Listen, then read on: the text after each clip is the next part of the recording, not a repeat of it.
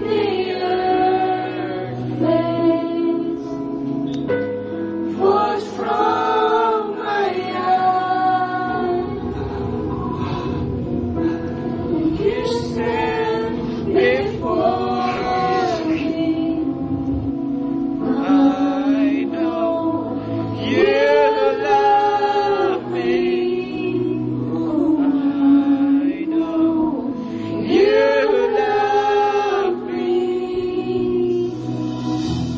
At the cross above my knee, where your blood was shed for me, there's no greater love than this. You have overcome the grave. Your glory is the highest place. What can separate me now? At the cross I bow my knee, where your blood was shed for me. There's no greater love than this. You have overcome the grave. Your glory fills the highest place. What can separate me now? You torn the veil. You made a way. When you said that it is done, you torn the veil. You made a way. When you said that it is done, you torn the veil. You made a way. When you said that it is done, you torn the veil. You made a way. When you said that it is done.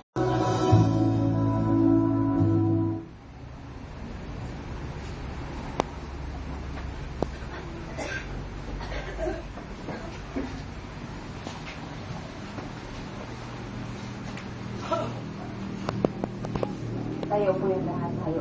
Tayo.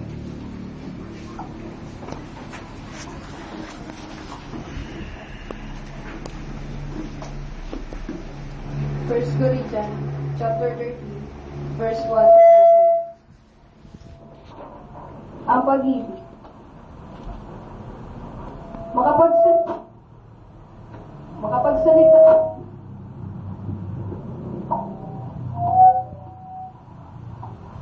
Makapagsalita man ako sa mga wika ng mga tao at ng mga anghel,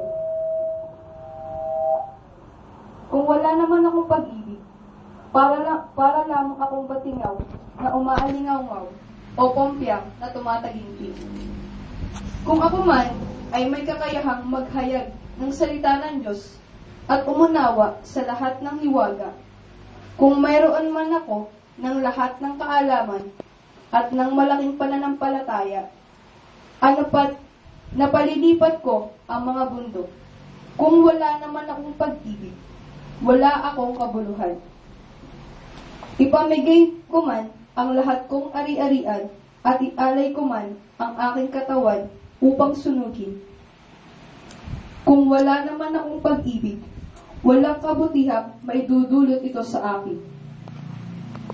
Ang pag-ibig ay matyaga at magandang loob. Hindi nananaghili, nagmamapuri o nagmamataas. Hindi magaspang ang pag-uugali, hindi makasarili, hindi magagalitin o mapagtanim sa kapwa. Hindi ito ikinatutuwa ang gawang masama, ngunit ikinagagalak ang katotohanan. Ang pag-ibig ay mapagbata, mapagtiwala, puno ng pag-asa, at nagtsatsagang hanggang wakas. Matapos ang kakayahang magpahayag ng salita ng Diyos, titigil ang kakayahang magsalita sa iba't ibang wika. Mawawala ang kaalaman, ngunit ang pag-ibig ay walang katapusan. Hindi pa lubos ang aking kaalaman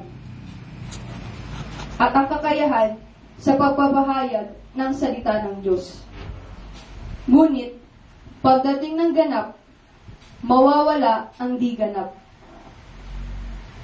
Noong ako'y bata pa, nagsasalita ako, nag-iisip o nangangatwirang tulad ng bata. Ngayong ako'y mayroon ng sapat na gulang, iniwan ko na ang mga asal bata. Sa kasalukuyan, tila malabong larawan ang nakikita natin sa salamin. Ngunit, darating ang araw na makikita natin siya ng mukhaan. Bahagya lamang ang nalalaman ko ngayon. Ngunit, darating ang araw na malulubos ang kaalamang ito, tulad ng pagkakilala sa akin ng Diyos. Ang tatlong ito'y nananatili: ang pananampalataya, pag-asa, at pag-ibig. Ngunit, ang pinakadakila sa mga ito ay ang pag-ibig, ang salita ng Diyos. Salamat sa Diyos.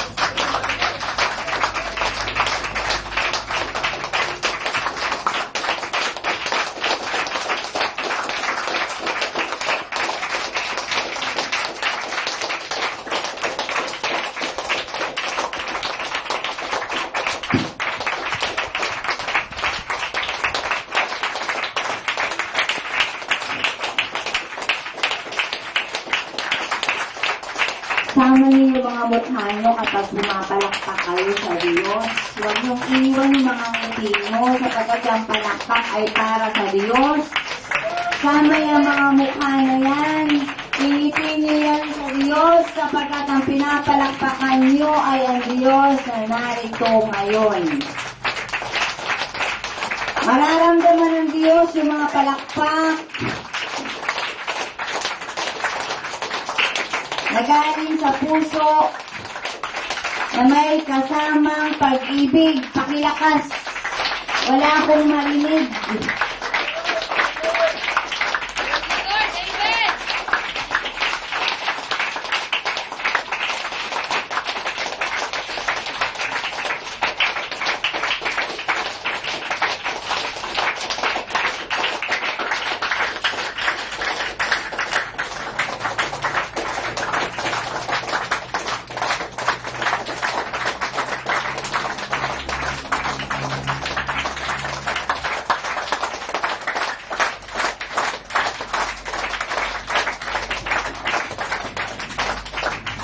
Purihin ng Diyos. Napakasarap magpuri sa Diyos. Sige, maupo na kayo. Sapagkat kulang kayo sa practice. Isang araw sa looban ng isang linggo, 6 na araw sa looban ng isang linggo, mas marami ang araw kaysa sa isang araw. Pero huwag niyong kalilimutan na ang isang araw na yan ay napakahalaga para sa Diyos, kung saan ang Diyos ay nagpahinga. Pagkatapos niya likhain ang lahat ng bagay.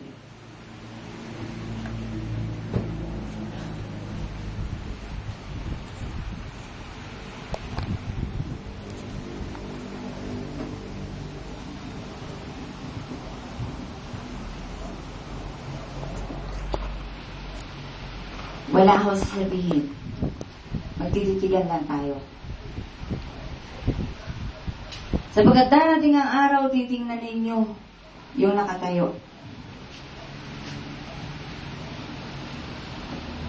Titingnan nyo na naman, ba't di kayo makakalapit sa Kanya hanggat hindi kayo nakakapagsisi sa mga kasalanan nyo. Walang makakalapit sa Diyos na marumi, maliban na siya ay magsisi. Kapagkat ang Diyos ay malinis. Praise the Lord, Amen!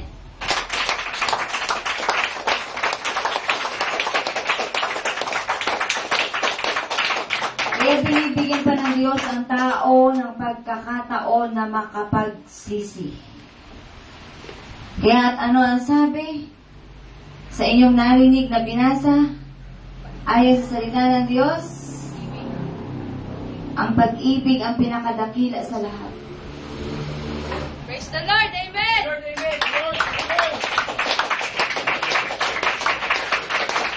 Kaya doon tayo mag-uusap tungkol sa pag-ibig.